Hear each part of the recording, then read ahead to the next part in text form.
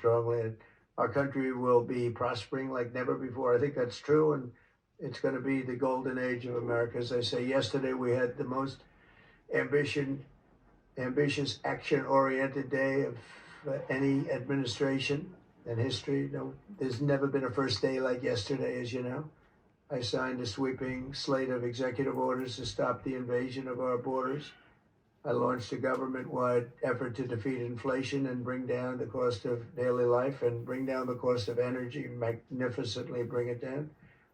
And when energy comes down, Larry, I'd say generally speaking, when energy comes down, everything else comes down. The prices of food and the prices of everything else come down. Energy is that's the big baby. And we declared a national energy emergency to drill, baby, drill, our term that we use. We're going to drill, baby, drill like never before. We ended destructive DEI mandates across the federal government and returned our country to a merit-based system and a common sense system. As you know, the Supreme Court gave us a decision on merit, where things in this country can be based on merit now instead of a lot of different rules, regulations, and things that really put our country at a big disadvantage. We permanently stopped government censorship and restored free speech. That was signed yesterday. And again, I want to thank Sam and Masa and Larry for being here. It's an honor to have them. And we'll take a few questions if you want. A trade or a deal involving wildfire relief in extension for a debt. Well, what I really want to have done, I was talking about this with the guys back in the Oval Office. Los Angeles has massive amounts of water available to it. All they have to do is turn the valve, and that's the valve coming back from and down from the Pacific Northwest, where millions of gallons of water a week and a day, even in many cases, pours into California, goes all through California down to Los Angeles, and they turned it off. It's off now. The valve goes, it turns toward the Pacific Ocean, and all that water goes pouring into the Pacific Ocean. If they did what I told them to do, they wouldn't do it because politically they didn't think it was good. I think it's great politically. I think they're dead politically. What they've done, they've destroyed the city. What they've done to that city is unbelievable. The sprinklers, there's sprinklers in there like these right here that you see. None of them had any water in them. They didn't have any water. The fire hydrants, 40% of them had no water. The brush was soaked, was just dry. Everything was dry. The sprinklers on the lawn weren't allowed to even be used. So, you know, everything was dry, and it was an inferno. They created an inferno. So we're demanding that they turn the valve back toward Los Angeles right now. It's not even believable that they haven't done it. Just so you know, they have a valve, and it turns like, think of a sink, but multiply it times many thousands of times the size of it. It's massive. And you turn it back toward Los Angeles. Why aren't they doing it? They either have a death wish, they're stupid, or there's something else going on that we don't understand. But we want the water that they're throwing away to be used for California. And that includes the farmers of California. You know, when you drive up north, you see all of the land. I couldn't believe it. I was with Devin Nunes when he was a congressman and some other congressmen from the area, and we're driving up and we're on the highway, and I keep looking at these farms, and the land is bone dry, and then you'd see an acre, about an acre or 2 acres, with the most beautiful green plants growing in it, the most beautiful, it's a rich stuff. And you look at the soil and it's so rich. That soil is almost the equivalent to like Iowa soil. It's phenomenal. It's got no water. But the reason it has no water, I said, do you have a drought? No. I said, what do you mean you don't have a drought? Look at the thing, it's dry as a bone. The reason you have like an acre is because they say you can farm 1 acre, but no more, because they didn't want to waste water, but they throw the water into the Pacific Ocean. These people are crazy. So we're going to be issuing an executive order demanding that they immediately let that water come down through California. Farmers, even people living in Beverly Hills. Now, those people have been a lot of them are wiped out. Believe it or not, you know, they were having restrictions, Larry, you know about this. They wanted to restrict you to 38 gallons of water a day. That sounds like a lot, but it's not. When you're a rich person, you like to take a shower. 38 gallons doesn't last very long. And they have all this water, and it's really good water. Up high, Pacific Northwest. Some comes in from Canada, a nice country, by the way.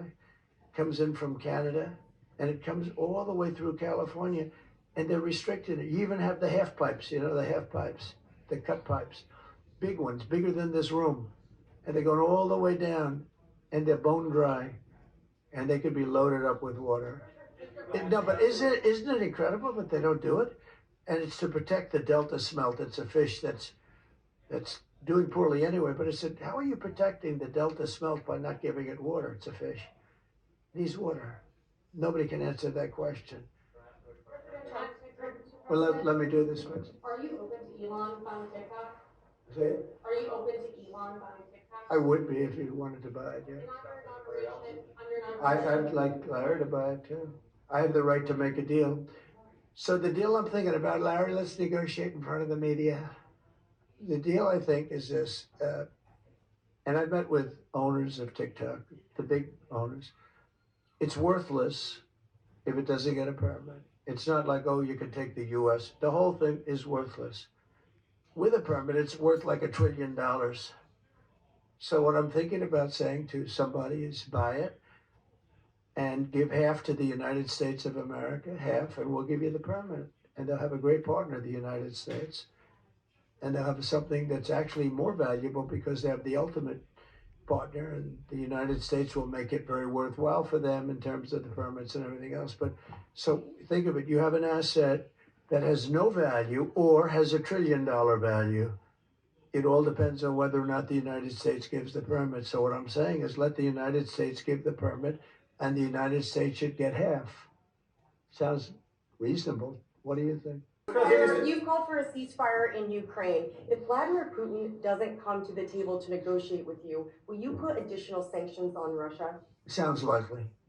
And do you think that the war should be frozen currently along the war should have never started. If you had a competent president, which you didn't, the war wouldn't have happened.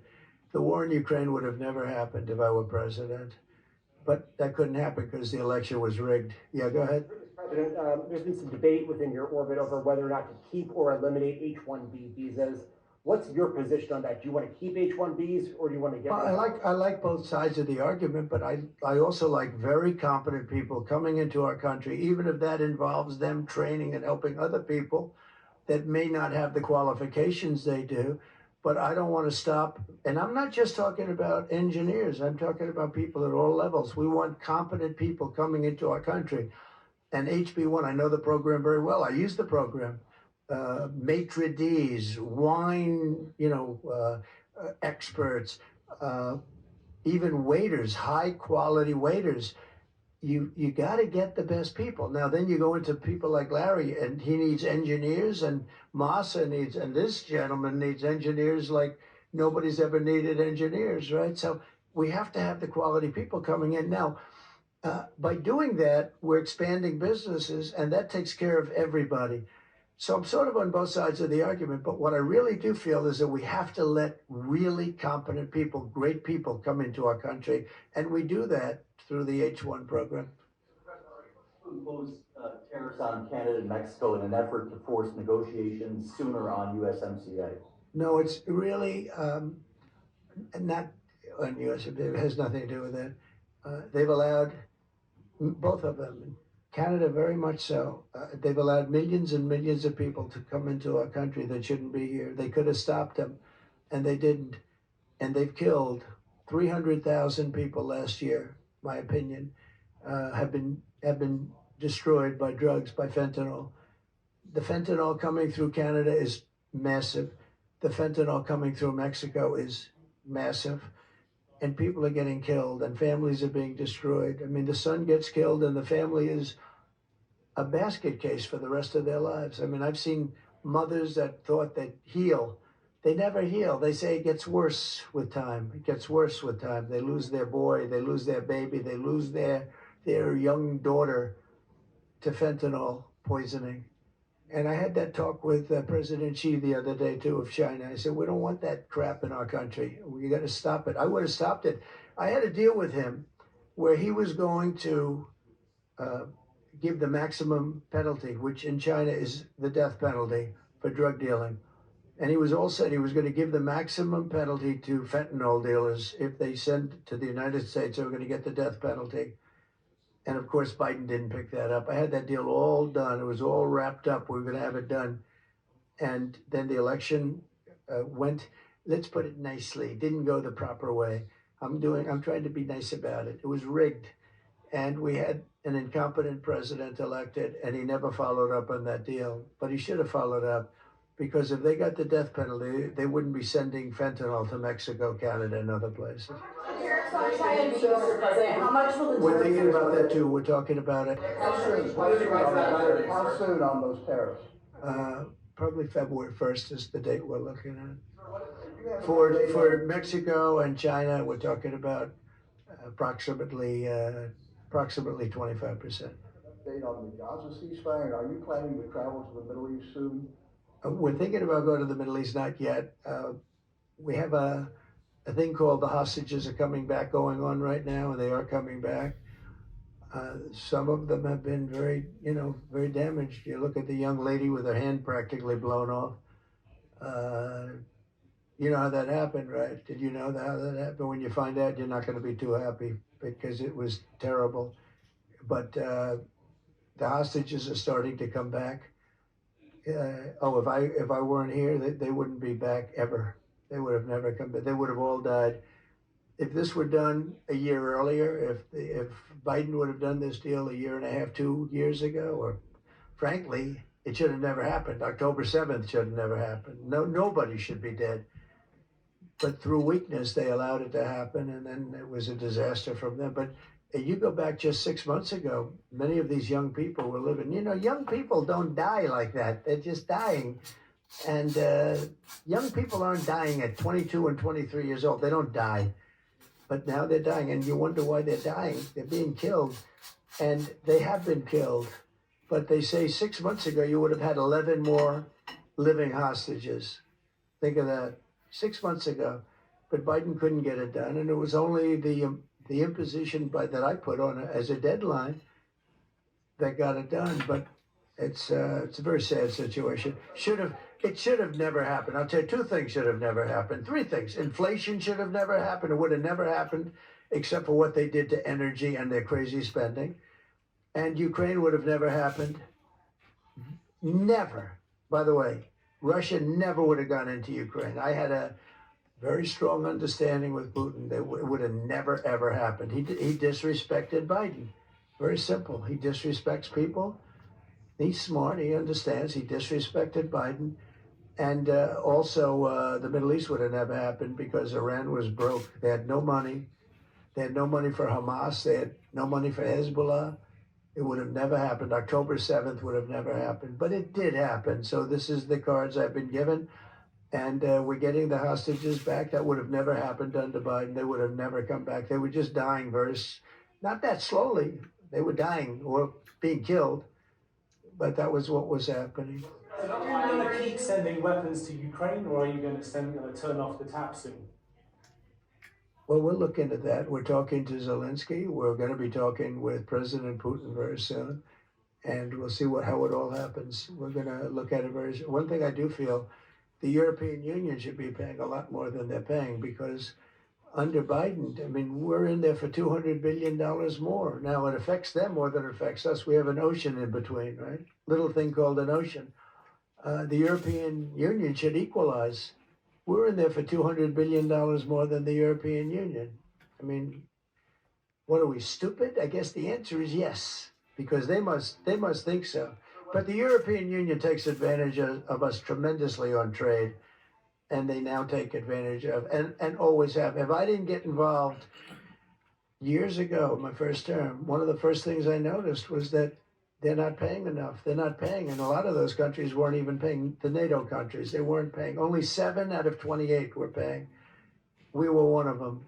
And Poland was one. And they had a few of them that were paying, and some were paying very proudly. Usually the closer to the borderline of Russia they were, the faster they paid, okay?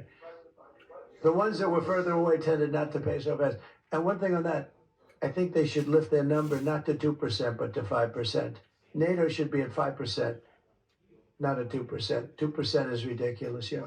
The U.S. President Xi, in your conversation about Ukraine, you asked him to get involved in Yeah. helping settle that. Can you tell us about I did, that? yeah. I said, you ought to get it settled because he's not done very much on that. He's got a lot of power, like we have a lot of power. I said, you ought to get it settled. We did discuss it, yeah. And to continue selling products that benefit yourself personally while you're president? Well, I don't know if it benefited. I don't know where it is. I don't know much about it other than I launched it. I heard it was very successful. I haven't checked it. Where is it today? You made a lot of money, sir. How much? Several $billions, it seems like, in the last several days. Several billion? That's peanuts for these guys. Can you give us some sense, broadly speaking? Yeah, he wrote me a nice letter. I mean, I did open it last night. And I didn't know. Peter said, did you get the letter? I said, wait a minute, let's see the letter. It's sort of a tradition. You put it in the drawer, especially of the beautiful Resolute desk, right? And I opened it, and there it was. It said to number 47.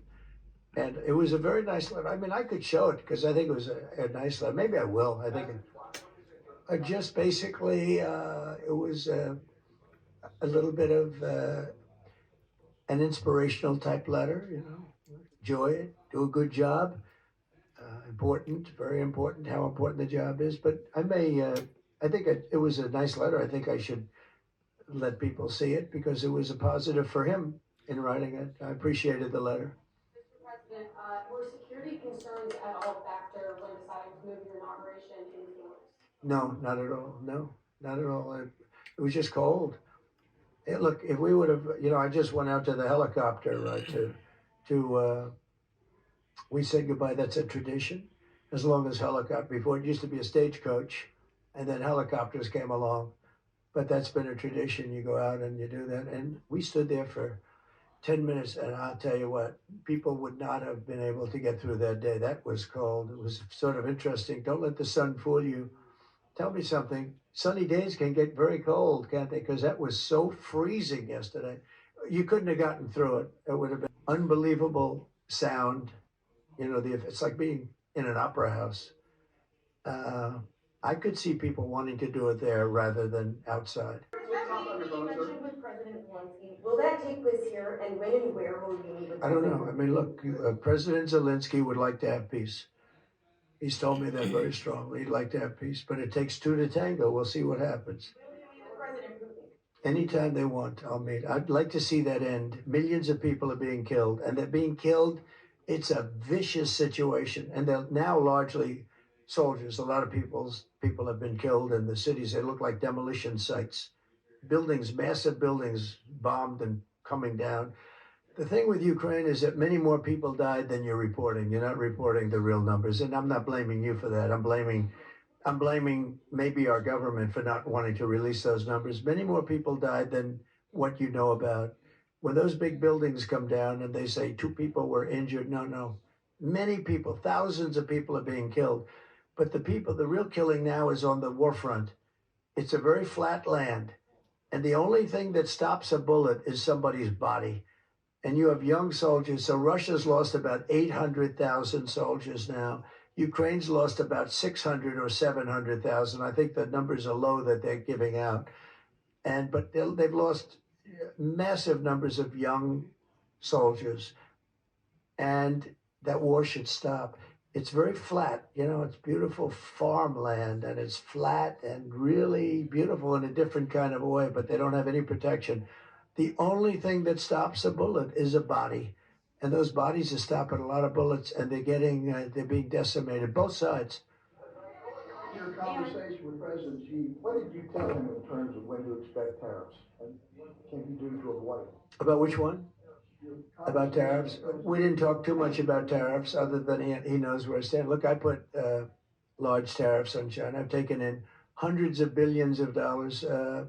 Until I was president, China never paid not 10 cents to the United States. With me, they paid hundreds of $600 billion or so, or more than that even, of tariffs. And If I didn't do that, you wouldn't have a steel mill open in the United States right now. You wouldn't have one steel mill open in the United States. So what I did is I saved the steel industry. I saved other industries too with other tariffs. Other countries are big abusers also. You know, it's not just China. China's an abuser, but the European Union is very, very bad to us. They treat us very, very badly. They don't take our cars. They don't take our cars at all. They don't take our farm products, essentially. They don't take very much. We have a $350 billion deficit with the European Union. They treat us very, very badly. So they're going to be in for tariffs. It's the only way you're going to get back. It's the only way you're going to get fairness. You can't get fairness unless you do that. But the European Union's treated us very badly. But essentially, everybody treats us badly. You know, everybody treats us badly. Yes, go ahead. Because we allow them to. Because we've had stupid people doing this, and we can't have. I'd like to have these three people negotiate for us, just for 1 week, and we'd be a rich country again. But we'll be rich. On AI data centers, will you rescind President Biden's executive order that opens up federal land? On which centers? On data centers. Will you rescind President Biden's executive order that opens up federal lands for data centers and energy production? No, I wouldn't do that. That sounds to me like it's something that I would like. I'd like to see federal lands opened up for data centers. I think they're going to be very important. Again, we have a lot of competition for that. So it's an honor to have these three great people, great CEOs and great geniuses, all three. It's an honor that they want to come to our country, but we're going to make it as easy as we can for them because other countries want them to. I'm going to have to go now. Thank you all very much. Thank you.